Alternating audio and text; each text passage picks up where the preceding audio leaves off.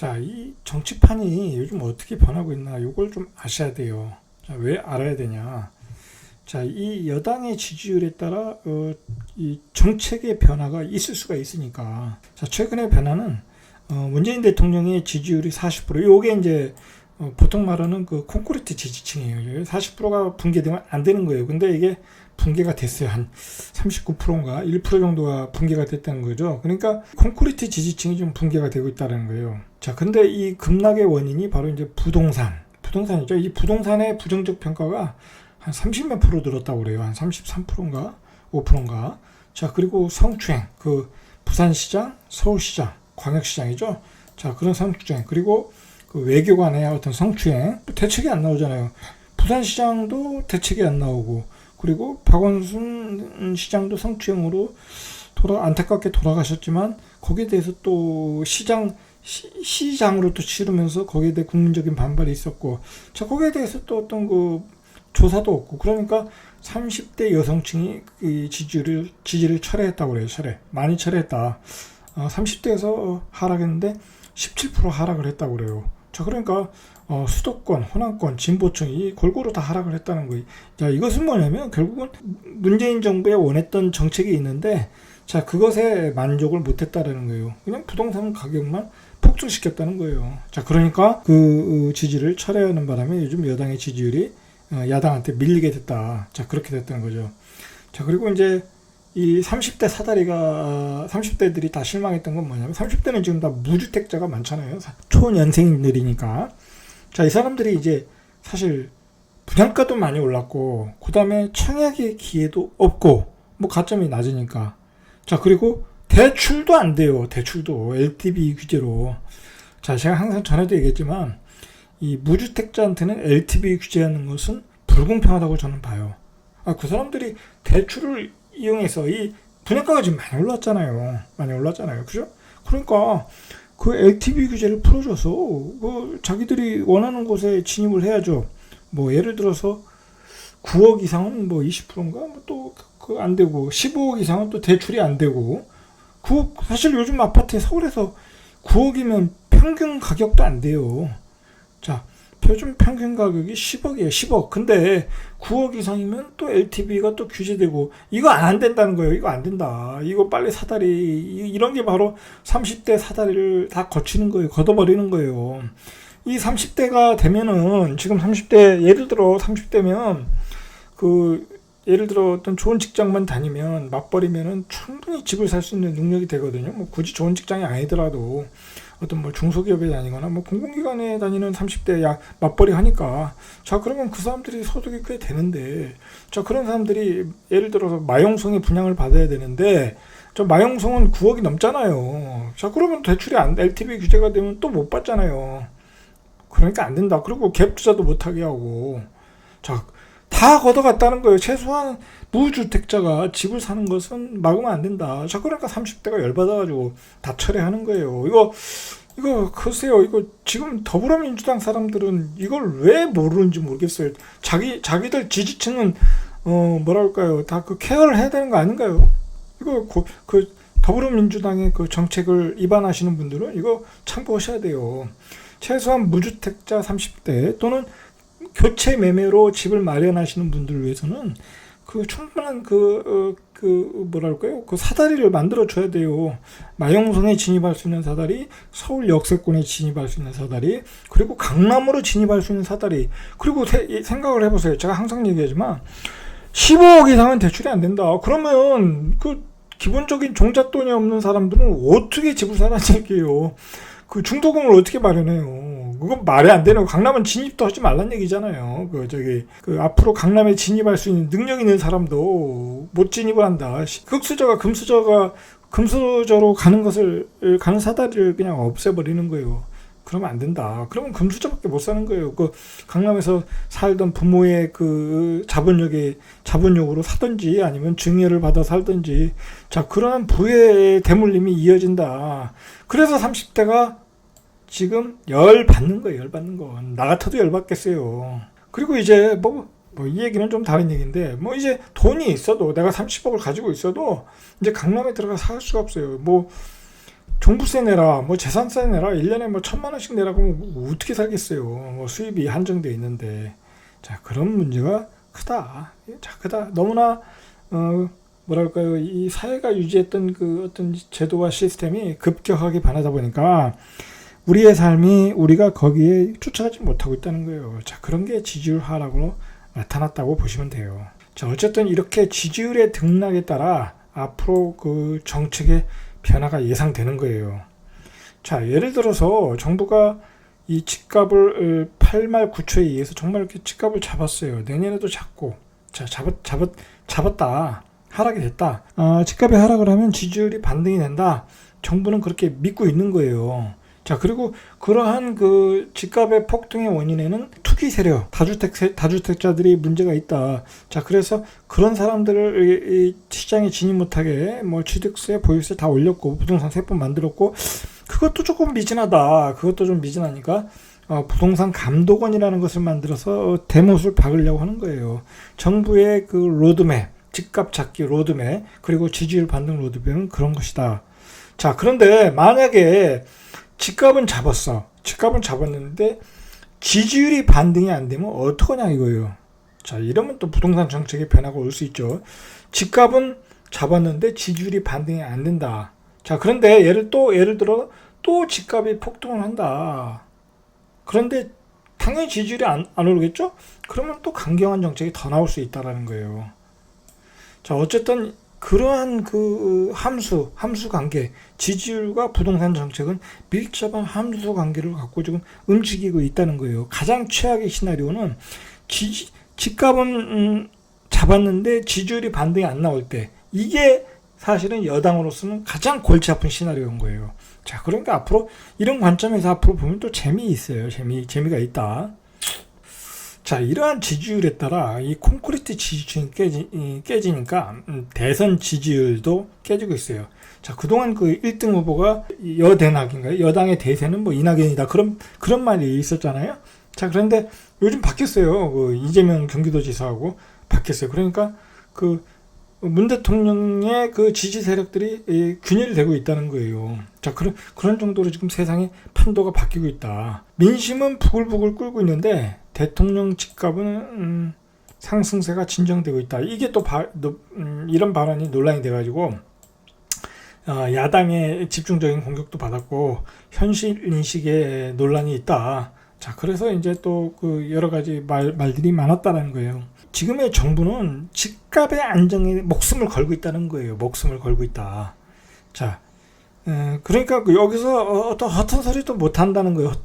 여기서 어떻게 뭐라 그럴까요? 어떤 정확한 현실적인 얘기도 못 한다는 거예요. 그나마 이제 이번에 홍남기 부총리가 이제 부총리니까 또 그런 얘기 할 수 있죠. 뭐 그나마 이제 인정한 게 뭐냐면 임대주택 사업의 어떤 그에서는 본인들이 실패를 했다. 자, 그건 이제 얘기를 하더라고요. 이제 그런 얘기는 하더라는 거예요. 자, 어쨌든 정부는 지금 8말 9초를 기대하고 있다. 8말 9초. 8월 말에 집값이 진정되기를 원하고 있다. 대부분의 단지는 아니지만 그 핵심 입지 지역에서는 또 그 아주 그 학군 좋고 입지 좋은 좋은 지역들이 있지 않습니까? 뭐 마용성, 뭐 강남 핵심 지역에서는 신고가가 나오고 있다는 거예요. 신고가. 자, 그러니까 예전에도 얘기했듯이 이 양극화를 이룰 가능성이 많아요. 양극화를. 그러한 그 핵심 입지 지역은 똘똘한 한 채로 결국 가니까 두 채 있던 거, 세 채 있던 거 한 채로 가니까 당연히 그런 지역은 오르겠죠. 집값이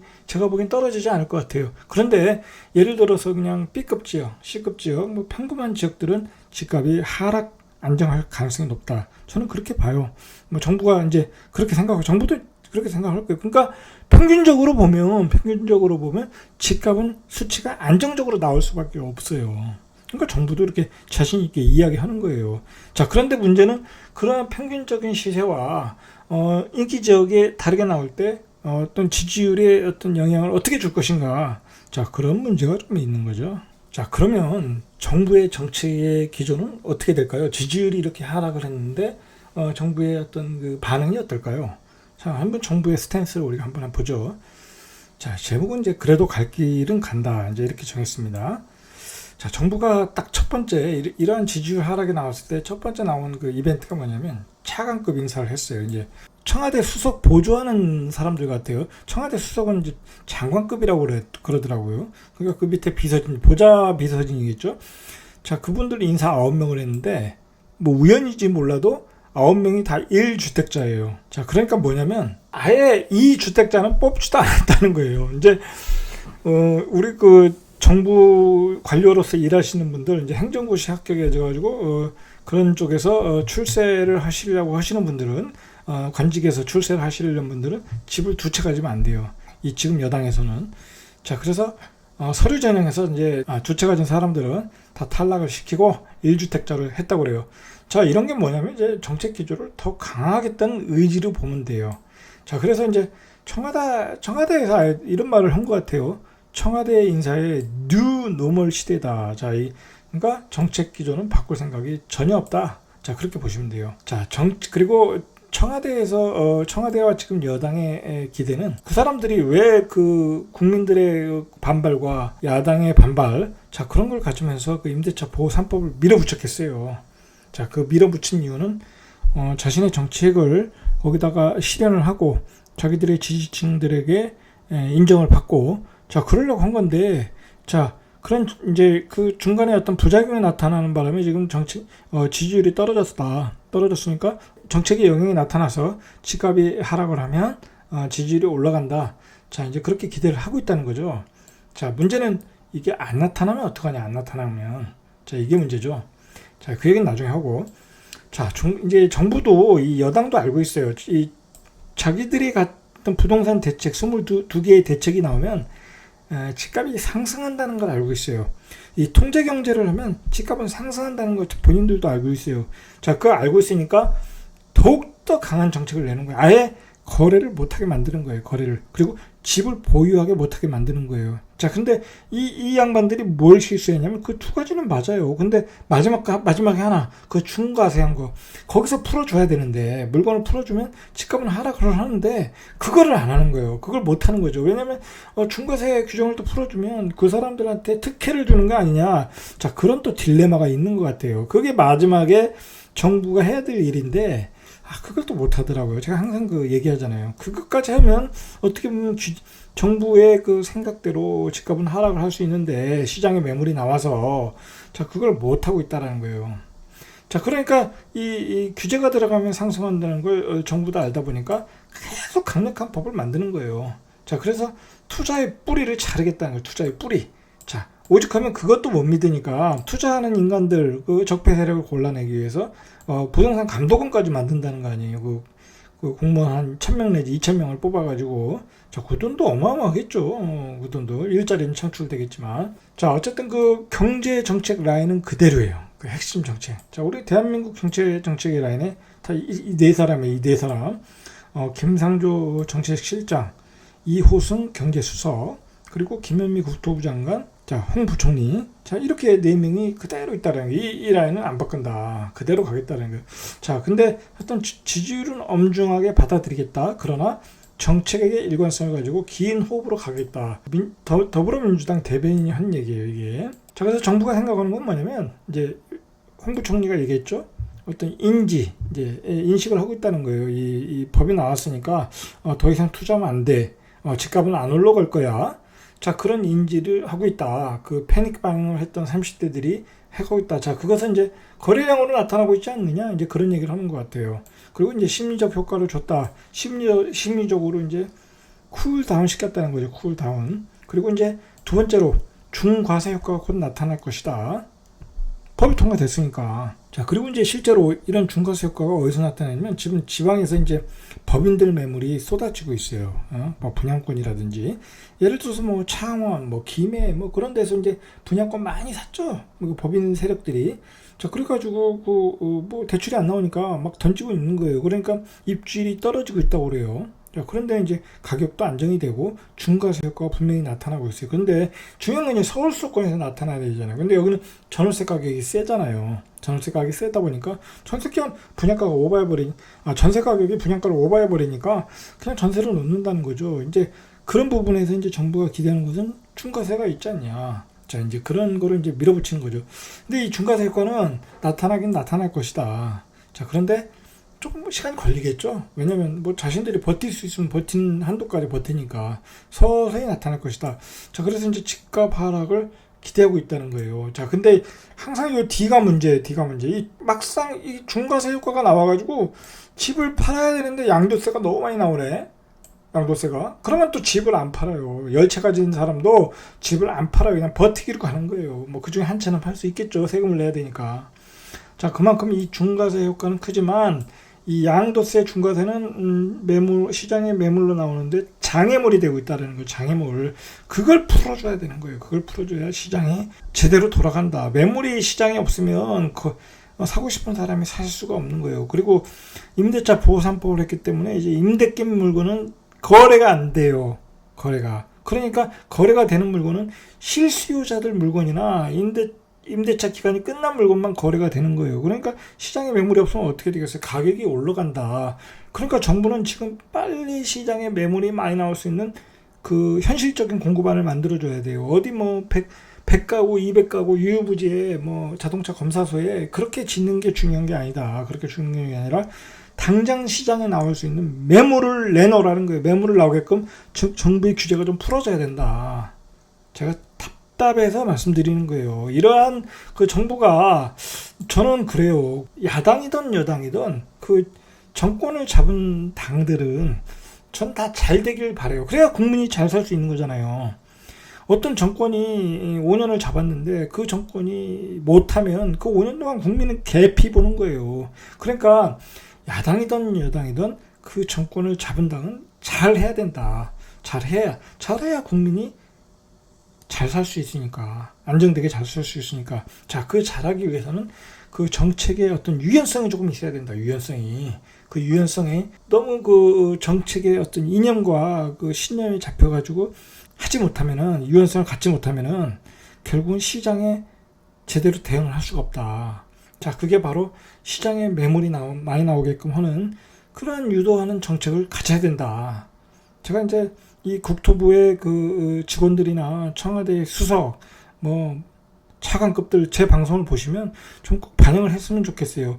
그러면 간다는 거예요. 지금 다 주택자들이 얼마나 시장에 물건을 팔고 싶어 하겠습니까? 그 좋은 지역에 있는 아파트들 차익도 많이 났는데, 자, 그러면 그 물건들이 시장에서 팔게끔 만들어 주라 이거예요. 팔게끔 그 탈출구를 만들어 줘야 그게 가능하다라는 거예요. 지금 앞으로 우리가 3기 신도시가 나오고 공급주택이 나오고 정부가 생각하는 공급주택이 나와도 그건 해결이 안 돼요. 마용성에 있는 물건을 3기 신도시가 대체할 수 없잖아요. 그죠? 하남에 짓는 아파트가 강남의 아파트를 대체할 수가 없는 거예요. 성남에 짓는 아파트가 강남의 아파트를 대체할 수가 없다. 최소한 재건축 재개발은 이 정부의 이념대로 한다면 쉽게 규제 완화가 될 수가 없어요. 그건 그렇게 하더라도 기존의 물건들은 나오게끔 만들어줘라. 중과세를 폐지하라는 거예요. 중과세를. 그러면 시장이 원활하게 돌아가면서 살 사람은 사고 시장 가격이 만들어진다는 거예요. 좀 그런 유연성이 필요한 시기이다. 지금 당장이 아니더라도 만약에 이 집값에 안 잡힌다면, 이 8말 9초 이후에 집값이 안 잡힌다면 그런 정책을 염두에 두고 전략을 펴야 된다. 정책을 짜야 된다. 저는 그렇게 봅니다. 자, 어쨌든 이 집값 하락이 지금 여당의 어떤 유일한 희망이에요. 이게 런센스인데, 자, 집값 하락이라는 건 사실 그렇게 좋은 현상은 아니에요. 경제적으로 보면 집값이 올라가야 소비도 진작되고 경제의 파이도 커지고 국가 경제적으로는 오히려 좋은 거예요. 근데 너무 많이 올랐으니까 집값이 하락을 해야 된다. 정부는 그렇게 생각을 하는 거죠. 자, 어쨌든 정부의 지금 포지션은 집값이 하락해 지지율이 반등한다. 자, 그렇게 보고 있어요. 자, 그래서 기존 집값 하락에 모든 정책이 집중돼 있고, 자, 710 대체, 자, 부동산 입법들 대체, 자, 거기에 몇 가지 문제점들이 있었죠. 자, 그래서 그 대체 입법들을 준비 중이에요. 더 강화하겠다는 거죠. 그러니까 이제 앞으로 예를 들어서 4년 뒤에도 우리가 이제 인상률을 무제한으로 올릴 수 있어요. 세입자만 안 바뀌어도 4년까지만 그 사람들이 5%를 적용하는 거고, 4년 뒤엔 10% 올리든 20% 올리는데 올려도 되는데 무제한 이제 그것도 이제 5%로 제한한다고 이제 입법을 준비 중이라고 그래요. 그럼 대통령도 얘기했지만 뭐 무제한 갱신 청구권까지 얘기했는데 뭐 그건 뭐 제가 보기엔 뭐 거의 뭐 있을 수 없는 얘기고 뭐 어쨌든 그 대체 입법들을 많이 준비 중이라고. 이제 그리고 전세자금 대출 받을 때 주인 동의도 필요 없다고 또 바로 만들었더라고요. 자, 그렇게 임차인 위주로 그렇게 법들을 정리하고 있는 것 같아요. 자, 어쨌든 그 지금 지방은 법인 매물들이 본격적으로 쏟아지고 있어요. 이제 법이 통과됐으니까. 제가 예전에 얘기했잖아요. 법 통과되면 매물이 본격적으로 쏟아진다. 자, 그러니까 제가 보기에는 내년 이제 6월 달부터 세금이 이제 폭탄 세금이 나오겠죠. 자, 그러니까 그때 되면 매물이 더 쏟아지는 거예요. 그러니까 다주택자 지방에 있는 지방에 많이 투자한 법인들은 빨리 매물 내놓으셔야 돼. 이거 계속 가지고 있다가 나중에 자기가 산 가격보다 더 싸게 팔아야 된다. 자, 그리고 어쨌든 노영민 비서실장은 유임을 했어요. 이제 기존 정책도 유지해야 되고. 자, 그리고 또 이게 바꾼다는 것도 그렇게 쉽지 않아요. 그동안 그 사람이 거기서 해온 그게 있는데 또 언제 지금 대통령의 임기라는 것도 이제 말기로 가고 있는데 이제 하반기로 가고 있는데 또 새로운 그 비서실장이 들어와서 뭘 하겠어요. 자, 그러니까 일단은 그냥 가는 것 같아요. 근데 우리가 이제 생각을 해야 될 게 이 부동산 감독원이라는 걸 만들어서 이제 부동산 시장을 감독하겠다고 하는데 이 정부가 생각하기에 분명히 이번 사이클은 정부와는 달랐다고 보는 거예요. 자, 그건 사실이에요. 제가 보기에는 우리가 이제 부동산 정보라는 게 사실은 이게 다 고급 정보잖아요. 뭐 이제 수억에서 수십억이 오고 가는 그런 어떤 고급 정보들인데, 자, 이게 사실은 예전엔 이렇게 비대칭 정보였어요. 그러니까 소수만 정보를 알아서 무슨 감춰진 정보를 아는 게 아니라 어느 지역이 좋다, 어느 아파트가 좋다. 그러니까 은밀하게 이렇게 서로가 공유를 해서 어떤 그 투기 세력, 어떤 투자하는 사람들이 가서 그 집을 선취매하고 투자의 열매를 맺고 투자의 결과 좋은 투자해서 성공을 하고. 자, 그랬던 시장이었는데 이게 이제 요번에 그 인터넷의 어떤 그 환경이 달라지다 보니까 인터넷 환경이 좋아지다 보니까 인터넷 플랫폼에서 많은 그 정보들이 막 노출이 되는 거예요. 그리고 요즘은 이제 언택트 시대가 되니까 온라인 광고도 하더라고요. 온라인 방송도 하더라고요. 이제 부동산 방송이 온라인 방송도 됐어요. 예를 들어서 어디에 투자하라 그런 게 이제 막 방송으로 막 나오는 거야. 자, 이런 게 달라졌다는 거. 그러면서 이제 그 스타 강사라는 게 나왔죠. 스타 강사. 자, 그러면 그 사람들이 어디 살아 막 그렇게 얘기를 했겠죠. 사실 그렇게 얘기했어요. 제가 보기에도 돈 받고 하는 강사들은. 자, 그렇게 했어요. 자, 그러다 보니까 우르르 몰려가는 거죠. 우르르 어디로 대전으로 갔다, 그 다음에 수용성으로 갔다, 청주로 갔다, 다 그렇게 한 거예요. 그런 거에 그 하이라이트가 바로 이제 수용성이었던 거예요. 막 그런 거에 그 피크치가 수용성이었고, 청주시장은 그게 바로 너무 폭발해버린 거죠. 만약에 그때 청주 그거 안 하고 조정 안 했지만 청주는 지금 몇 억씩 급등했을 거예요. 진짜 버블이 만들어졌을 거예요. 자, 그게 문제였다는 거죠. 사실 이거 문제가 있긴 있어요. 제가 봐도 문제가 있어요. 이게 문제가 있다. 그러니까 이제 정부가 부동산 감독원이라는 걸 만들어서 이런 규제를 이런 걸 못하게 하는 거예요. 이런 걸 못하게. 어쩌면은 이제 법 근거가 만들어지면 이제 대중을 모아놓고 부동산 투자 강의 그런 거 못할지도 몰라요. 그리고 블로그에서 어디 지역 그런 것도 언급이 쉽지 않아요. 그거 다 시장 교란 행위로 봐서 이제 벌금 때리고 그런다는 거예요. 벌써 이제 유명 블로거들이 글을 접고 있어요. 그리고 이제 블로그 폐쇄하고 있고.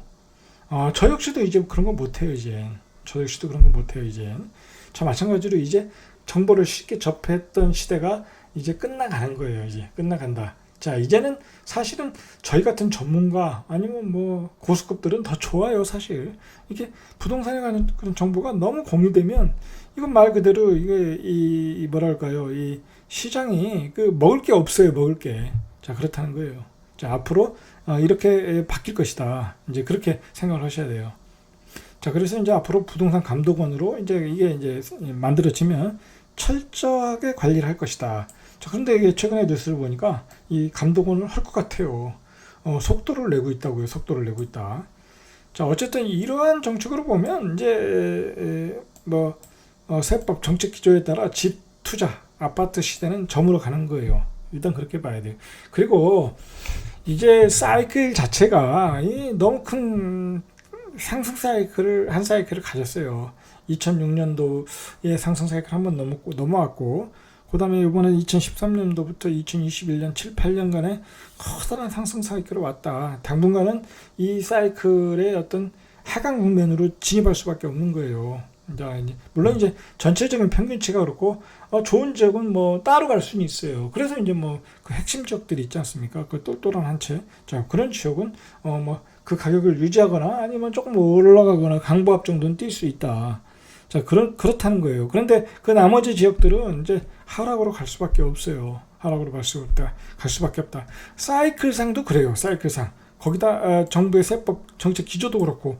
그러니까 여기다가 그냥 시장에 매물만 많이 나오게끔 정부가 유도만 하면 사실 게임은 끝나는 거예요. 아주 간단하게 게임을 끝낼 걸 정부가 너무 어렵게 가는 것 같아요. 자꾸 그 정부가 규제하니까 더 시장에 이 왜곡이 되고 있다는 거예요. 왜곡이 되고 있다. 자, 그런 게 문제라는 거예요. 자, 그리고 우리가 한번 생각을 해봐야 돼. 이게 만약에 집값이 하락을 했어요. 이렇게 눌러가지고, 자, 그러면 지지율이 상승할까? 이것도 문제가 우리도 고민해봐야 돼요. 만약에 인위적 집값의 하락이 지지율 상승을 못했다. 자, 그때는 정부의 정책은 바뀌는 거예요. 집값이 하락했는데 지지율이 상승을 안 했다. 그럼 어떻게 하겠어요? 자, 정당이라는 것은 정권을 잡으려는 게 정당이에요. 다 필요 없어요. 내가 아무리 좋은 일을 하고 착한 일을 해도 정권을 못 잡으면 쫓겨나는 거잖아요. 자, 그러면 내가 정권을 못 잡는다고 하면 이제 그 정책은 바꿀 수밖에 없죠. 만약에 집값이 하락을 했는데 지지율이 안 올라가고 정권을 못 잡을 상황이다. 그러면 이제 그때는 정책 기조가 바뀔 수밖에 없다. 자, 그래서 우리가 이런 걸 공부를 해야 되는 거야. 이런 걸 공부를 해야 돼요. 이런 걸 머릿속에 넣어둬야 앞으로 정책의 변화에 따라 우리가 남들보다 빨리 움직일 수 있는 거예요. 시장의 변화에 빨리 적응할 수 있다는 거예요. 자, 제가 항상 얘기하지만 서론에서 얘기했지만 제 방송이 절대 쉬운 게 아니에요. 여러분, 정말 제 방송은 중상위급 이상들만 보시는 거예요. 중상위급 이상들만. 제가 보기엔 중급자들도 제가 보기엔 내용 그렇게 쉽게 이해할 수 있는 내용이 아니다. 이제 그렇게 보셔야 돼요. 이거 사실 고급스러운 얘기예요. 고급스러운 얘기. 평범한 투자가 아니라 어떤 그 고급 투자, 그리고 슈퍼리치가 될 수 있는, 자, 그러한 이 근거 자료들이에요. 이게 백데이터라고 보시면 되는 거예요.